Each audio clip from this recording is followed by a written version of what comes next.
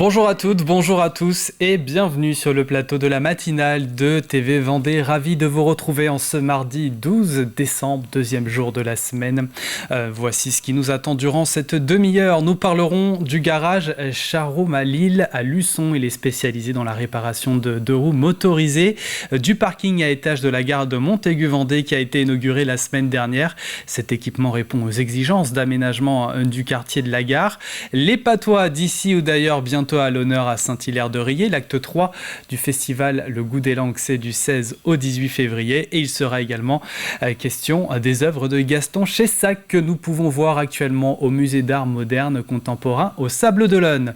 En deuxième partie, nous retrouverons le plus de l'info. Il y a également la chronique asso, comme tout le mardi, mais aussi l'extrait, c'est celui du prochain backstage à suivre. Le jeu de la semaine, notre partenaire, c'est la Ferme des Coups, basée à Chanvry. Un panier garni sera offert au gagnant ou à la gagnante à l'intérieur de la terrine ou encore des rillettes, le tout à base de cerf.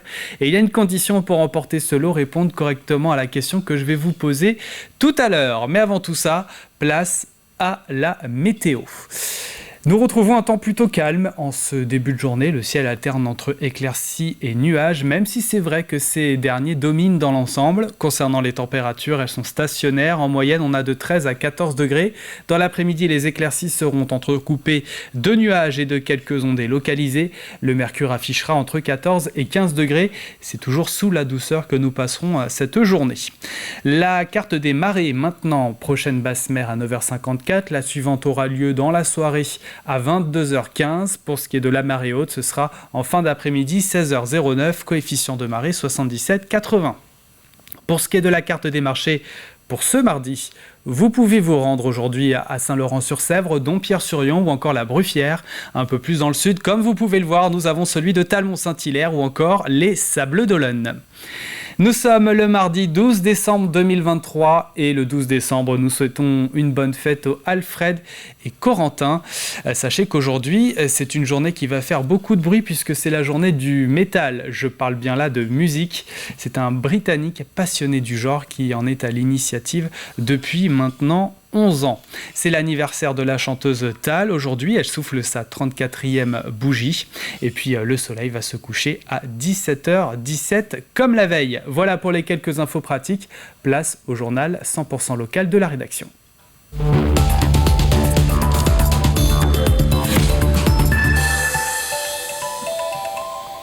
Ouvert depuis 3 ans et installé à Luçon depuis le mois de janvier, le garage Charoum à Lille est spécialisé dans la réparation de deux roues motorisées. Ce lieu offre deux particularités. La première, c'est qu'il peut être loué à l'heure avec ses outils et la possibilité d'avoir les conseils du chef d'atelier. La seconde est qu'il accueille l'association Charoum à Lille du bruit pour réussir. Cette dernière a pour vocation d'accompagner les jeunes vers un retour à la mobilité. Regardez ce reportage de Cyril Guillet. Si ce garage pour deux roues motorisées semble tout à fait ordinaire, il abrite dans ses murs l'association du bruit pour réussir. Un atelier pédagogique en lien avec l'aide à l'enfance, la justice ou bien encore la mission locale.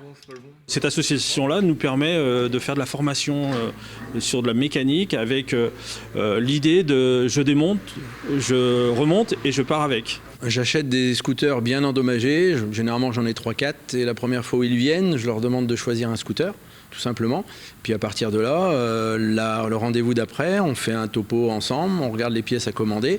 Et le premier truc à faire, c'est déjà de démarrer le moteur pour voir si le moteur est viable, pour savoir si le projet peut aller jusqu'au bout. Depuis quelques semaines, Adama vient tous les mercredis pour remettre en état ce scooter. Accompagné par les responsables du lieu de vie La Bonnotte où il est hébergé, il œuvre ici à son autonomie. On se rend compte dans notre quotidien qu'on est amené à faire beaucoup de trajets. On a des jeunes qu'on accompagne qui sont dans des entreprises, qui ont des stages à faire et donc on essaye de les accompagner au maximum vers l'autonomie. Pour un budget de 1200 à 1600 € maximum, ces jeunes peuvent repartir avec leur scooter. Accompagné par Olivier, le chef d'atelier, ils réparent eux-mêmes leurs machines. Tu l'aimes jusqu'au bout ça? Oui. Mais ça sert à quoi à ton avis? Protéger? Ouais, de la poussière, des trucs comme ça. De l'eau. Donc les gens ils viennent, pour apprendre des choses, vérifier des choses et si possible se débrouiller tout seul sans avoir toujours besoin d'un garage pour réparer quelque chose. Et donc on rajoute aussi un volet sécuritaire, on leur fait passer le permis, on leur fournit des casques, on leur fournit des gants, on leur fournit la carte grise. Donc quand vous avez un projet global sur je démonte, je remonte et je pars avec, le scooter, eh ben on fournit tout ça. Et après avoir passé quelques après-midi à réparer et mettre en état son scooter, Adama semble conquis. On a dû changer plein de trucs, nettoyer, refaire le carbu, tester. Du coup, ça me fait découvrir un nouveau univers en fait, et j'adore. Ce projet a pour objectif de donner de l'autonomie à ces jeunes tout en les responsabilisant.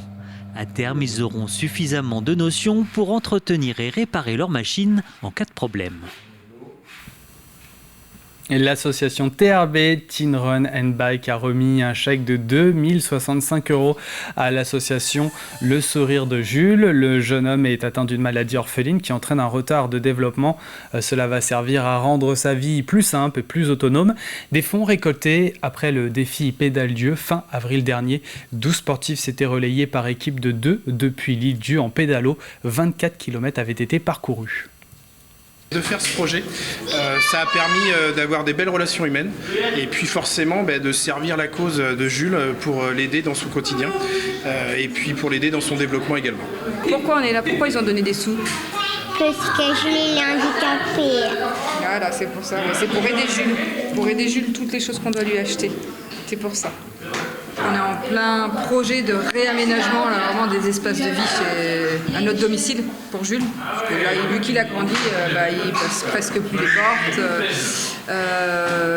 Il ne peut pas accéder à la cuisine, par exemple. Donc, On va agencer pour lui. On va agencer pour lui. Le parking à étage de la gare de Montaigu-Vendée a été inauguré la semaine dernière. Il ouvrira le 18 décembre dans l'après-midi. 490 places seront alors disponibles sur 4 niveaux pour les voitures. Un local vélo et des emplacements 2 roues sont également prévus. Équipé de panneaux solaires et de nichoirs, cet équipement répond aux exigences d'aménagement du quartier de la gare en tenant compte de l'environnement. Un projet global donc qui s'achève enfin. On arrive au bout d'une aventure qui est à la fois longue et puis après la construction qui s'est très bien passée avec la construction de ce parking à étage, on appelle souvent ça parking silo, en plein tout près du cœur de Montaigu et à proximité immédiate de la gare. L'objectif de la construction de ce parking, c'était plusieurs raisons. La première, c'est de faire en sorte que la gare de Montaigu-Vendée puisse être une gare de destination, mais il s'agit aussi qu'on puisse organiser le fait d'y être bien accueilli et puis d'avoir un lieu de développement. Voilà. C'est un outil pour développer des projets coopératifs, économiques, innovants et solidaires à l'échelle d'un territoire. La journée régionale des pôles territoriaux de coopération économique permet de rassembler différents acteurs sur un territoire autour d'un projet commun. Appelé aussi PTCE, il s'intéresse avant tout aux projets ayant un fort impact local. La chef de projet développement territorial nous en dit plus. Des acteurs de l'économie sociale et solidaire, des acteurs privés et lucratifs, des entités publiques, des universitaires, plein de types d'acteurs qui décident ensemble de coopérer pour répondre à des besoins de territoire, qui peuvent être des besoins de l'ordre de l'alimentation durable sur un territoire, de la structuration d'une filière culturelle, ou ça peut être des sujets complètement autres comme le sport santé. Et du coup, c'est des acteurs qui, par la coopération, arrivent à répondre à ces besoins tout en créant de la valeur économique pour l'ensemble des acteurs. La région Pays de la Loire se mobilise contre la précarité hygiénique. Il était organisé la redistribution de produits, pour en citer quelques-uns, lingettes nettoyantes, lessive, gel douche, savon ou encore crème pour le visage. 200 étudiants ont pu y bénéficier à La Roche-sur-Yon. Cette action s'inscrit dans une vaste opération pour lutter contre la précarité hygiénique auprès des publics touchés par la pauvreté. Reportage de Mathis Pires. Dans cette épicerie solidaire, toutes les 2 semaines, jusqu'à 250 étudiants se retrouvent pour faire leurs courses gratuitement. Avec un reste à vivre qui ne dépasse pas les 150 € par mois, difficile de tout s'acheter. En tant qu'étudiante, j'ai pas forcément les moyens de me payer des fruits et légumes autant qu'on le souhaiterait et dont on aurait besoin. Pareil au niveau des des serviettes hygiéniques, des gels douche ou du papier toilette encore. J'ai pas beaucoup d'argent pour faire mes courses et du coup ça me permet de compléter mes placards. Et au niveau des produits hygiène, forcément ça coûte moins cher, ça coûte trop cher en grande surface et du coup ici ça nous permet d'en avoir gratuitement, ce qui est quand même important pour nous les filles. Créée en 2021 en partenariat avec l'agence du don en nature et don solidaire. À ses débuts, cette épicerie ne proposait pas de produits d'hygiène. Et en cette année 2023, la région Pays de la Loire a souhaité renforcer cette aide. Au total, 800 000 € de valeur marchande ont été récoltés. Ainsi, gel douche, serviettes hygiéniques et papier toilette sont venus renforcer les rayons. Le constat, c'est que ce sont les premiers produits non alimentaires que les personnes les plus démunies nous réclament, en fait. Et donc, c'est pour ça qu'on fait, que la région a souhaité nous soutenir pour pouvoir les distribuer à titre gratuit. Typiquement pour les produits d'hygiène, ça peut faire partie des produits dont qu'ils ne peuvent pas s'offrir et qui vont préférer pouvoir s'alimenter et de fait ne pas se nettoyer, ne pas mettre une protection hygiénique et donc ne pas aller en cours pour pouvoir continuer à manger. Cette action soulage les 8000 étudiants vendéens touchés par cette précarité hygiénique. Pour répondre aux besoins, l'épicerie ouvrira chaque semaine à partir de janvier. Les patois d'ici ou d'ailleurs bientôt à l'honneur à Saint-Hilaire-de-Riez. L'acte 3 du festival Le Goût des langues, c'est du 16 au 18 février.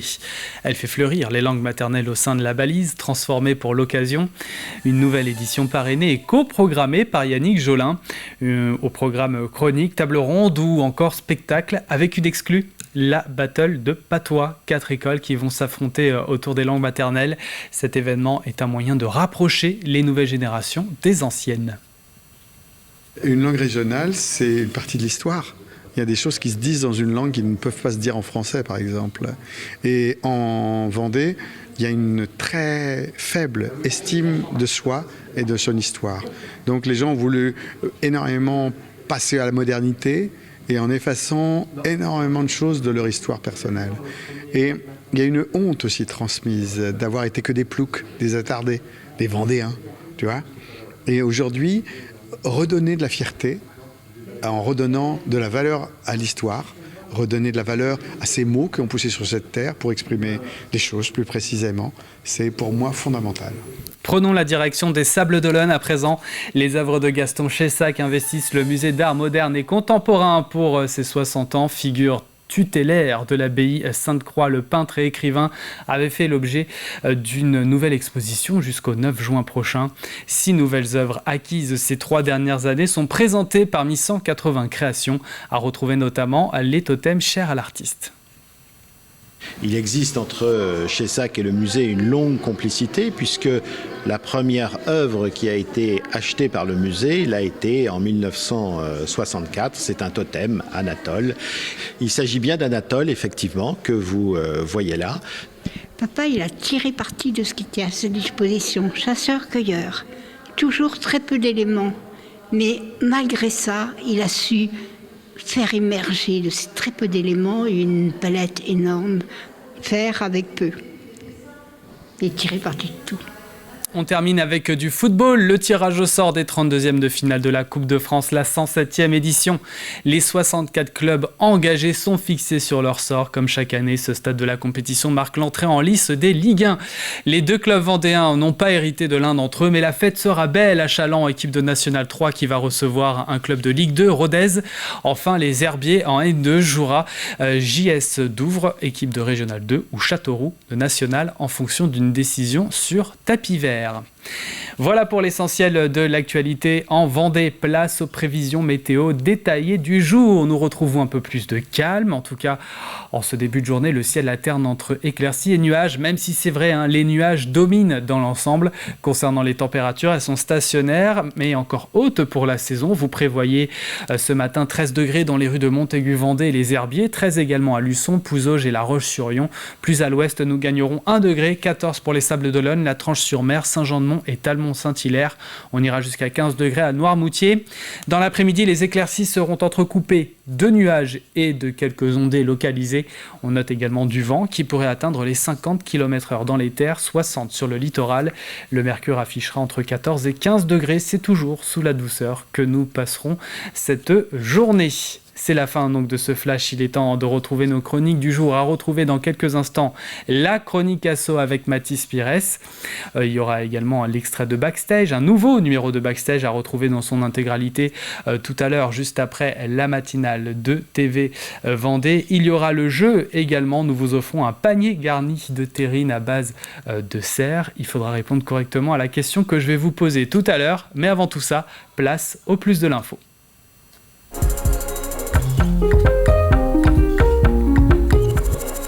La nuit du bien commun s'est déroulée mardi dernier. 9 représentants d'associations ont pu défendre pendant 3 minutes leur projet afin de lever de fonds. Regardez.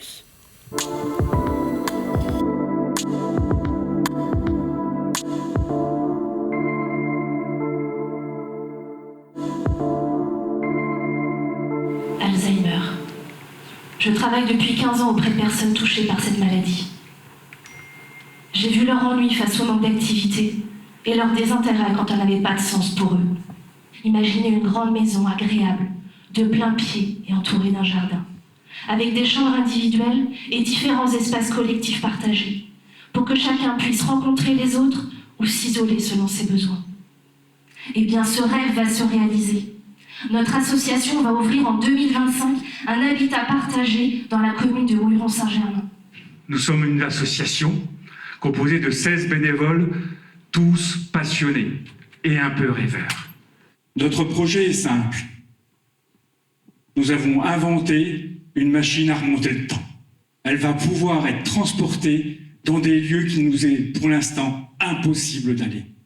D'abord, une pause pour des personnes âgées qui viennent passer une journée de détente, participer à des activités et échanger avec les autres personnes qui viennent aussi. Et aussi une pause pour les proches, aidants, qui s'occupent d'eux, leurs conjoints, leurs enfants.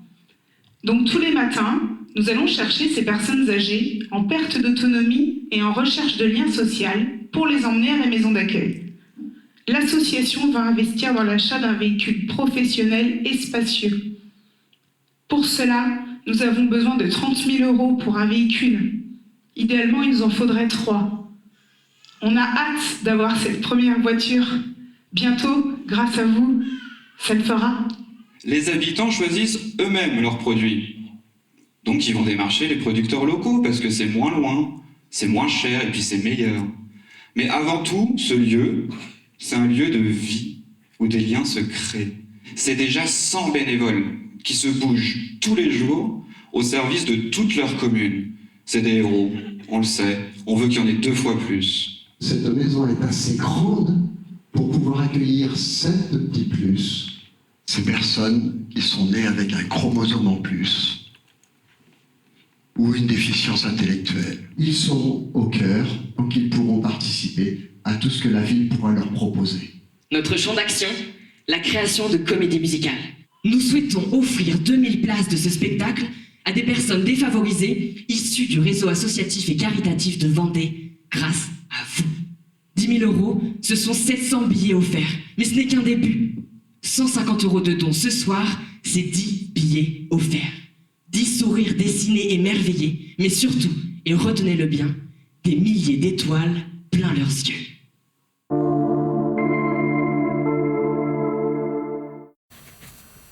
Et voilà pour le plus de l'info qui est à retrouver aujourd'hui sur TV Vendée. L'extrait arrive dans quelques instants, mais avant, place à la chronique asso.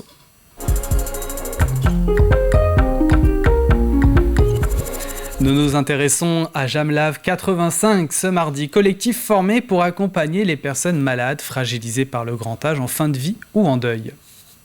Bonjour à toutes et à tous, vivre avec le deuil et la maladie, c'est toujours un passage difficile de la vie. Et bien justement, aujourd'hui, je suis allé à la rencontre de Françoise. Elle accompagne justement ces personnes-là. On est allé la rejoindre dans son salon. Venez avec moi, c'est parti. Eh bien, bonjour Françoise, vous êtes coprésidente de l'association Jalmalve 85. Alors pour les téléspectateurs qui nous regardent, qui ne connaissent peut-être pas votre association, est-ce que vous pouvez la présenter s'il vous plaît ? Oui, bien sûr. Nous sommes une association loi 1901, reconnue d'utilité publique depuis 1993. Et c'est une association qui est apolitique et laïque. Et nous accompagnons les personnes fragilisées par la maladie, le grand âge, le deuil également. Et puis nous accompagnons les personnes en fin de vie et les proches. Alors justement, vous accompagnez les personnes endeuillées, malades et en fin de vie, mais comment vous faites pour les accompagner ? En fait, notre accompagnement est un petit peu particulier parce que nous ne sommes pas dans le faire. Nous sommes vraiment dans l'être et pour cela, nous écoutons. Nous apportons une présence, une écoute attentive à la personne pour qu'elle se sente vraiment entendue, prise en compte dans ce qu'elle vit et qu'elle se sente en lien qu'elles ne se sentent pas isolées. Parce que de nos jours, c'est vrai que, surtout en Vendée, les personnes sont de plus en plus seules. Il n'y a pas tout cet environnement familial. Et c'est là où nous avons un rôle très important parce que nous venons près d'elles pour les accompagner. Vous recherchez des bénévoles pour continuer à accompagner les personnes endeuillées, malades ou en fin de vie, c'est ça ? Oui, parce qu'en fait, nous essayons que les personnes ne soient pas seules face à la maladie, face à la souffrance, face à la mort, face au deuil. Les bénévoles de l'association ont besoin d'une formation ? Oui, une formation, parce que en fait, cette écoute est assez particulière. C'est une formation qui se passe en quatre temps. D'abord une sensibilisation d'une quinzaine d'heures où on va parler donc approfondir la mort, approfondir la maladie grave et puis la fin de vie. Et puis donc ensuite, si les bénévoles souhaitent continuer, il se passe 2 entretiens, un avec un psychologue et puis un autre avec un membre de l'association, un responsable de l'association. Et bien voilà, maintenant si comme Françoise vous souhaitez adhérer à Jalmalve 85 et accompagner ces personnes endeuillées en fin de vie et que vous avez la force de le faire, je vous mets un lien juste en bas de votre écran pour pouvoir les contacter. La chronique asso est terminée, on se retrouve la semaine prochaine. Merci Françoise. Et vous avez maintenant toutes les informations pour aider à cette association. Avant de passer au jeu, voici maintenant pour vous l'extrait du jour.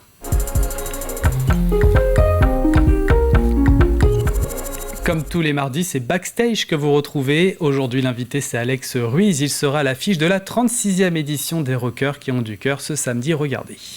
Quel plaisir de t'avoir avec nous. C'est moi qui te remercie de me faire venir. Eh bien, franchement, tu as une très belle actualité, mais avant d'en parler, j'aimerais que tu te présentes, qu'on te connaisse un petit peu plus. Tu as, toi, commencé la musique depuis longtemps, tu joues de la guitare depuis ton enfance. Ouais, c'est ça, exactement, depuis que j'ai 12 ans. 12 ans. 12 ans. Je suis parti sur des accords de Nirvana et puis j'ai jamais lâché la guitare. Et puis à un moment donné, dans ta vie, tu as un peu plus de 40 ans, donc il n'y a pas si longtemps que ça, c'était hier. Ça s'accélère dans le côté artistique. Oui, enfin ça s'accélère, ça me rattrape en fait pendant le confinement, c'est ça dont tu veux parler. Oui. Pendant le confinement, on sort une chanson pour Confiner Records. Enfin, tout Nantes, toute la Vendée, on pouvait envoyer une chanson à un label Confiner Records. Puis on se dit, bon, allez, on y va, on balance un truc. Et on envoie Le King Le Kong, je crois, ou Ma Belle Inconnue. Et puis, ils acceptent, et puis on pose ça et le lendemain, je me réveille, et il y a pas mal de vues. Et puis on se dit, on va continuer, on va enregistrer d'autres chansons. Et c'est ce qu'on a fait après. On a enregistré d'autres chansons. Et pourquoi si tard, finalement ? Ça, c'est une bonne question. Pourquoi si tard ? Parce que je crois que ça m'a rattrapé, en fait. Le côté artistique, j'ai essayé de l'enlever. Je me dédie au professorat, et puis ça m'a pas passionné. Puis il y a plein d'autres petits boulots. Et puis là, le confinement, ça a été un peu pas une révélation, mais une introspection. Et je me suis dit, tiens, j'ai ressorti ma guitare, je l'ai dépoussiérée, j'ai joué. Et puis c'est arrivé comme ça, et puis après, on a vraiment continué l'histoire, l'aventure. Ouais. Ouais, c'est une aventure humaine avant tout, vraiment. Amicale. Ouais, vraiment. Avec qui alors cette aventure humaine? Eh bon, au début on est deux, Jérôme et moi. Jérôme qui n'est plus du tout, qui n'est pas dans le groupe d'ailleurs, mais qui est mon meilleur ami, qui me dit bah écoute, tes chansons sont plutôt pas mal, allez on y va, je vais te faire les arrangements. Donc on en a fait 3, un premier EP qui s'appelle Monstre délicat. Qui sort en juin 2020. Ouais, exactement. Et puis ensuite, dans ce premier EP, donc on met, je sais pas si tu as vu le clip Minuscule Refuge. Bien sûr. Donc que je chanterai à la fin. Où on trouve quelqu'un, pendant le confinement, un ami de ma mère se trouve être l'ancien décorateur du Manège Enchanté. Il habite à Clisson. Il me dit écoute, on sympathise, il me dit je vais te faire une marionnette. De là, un clip en stop motion, donc image par image, et puis ça prend. Et ce nouveau numéro est à retrouver dans son intégralité aujourd'hui sur TV Vendée. Allez, on passe au jeu de la semaine.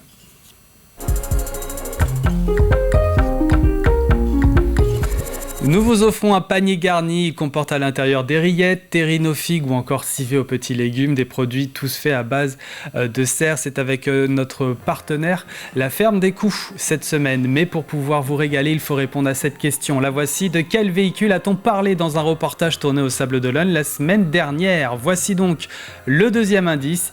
Il est possible de le conduire dès l'âge de 14 ans. Pour jouer, c'est sur notre site internet tvvendée.fr. L'info 100% Vendée revient à 12h30 et ce sera avec Julie Morini. Passez une excellente journée sur TV Vendée.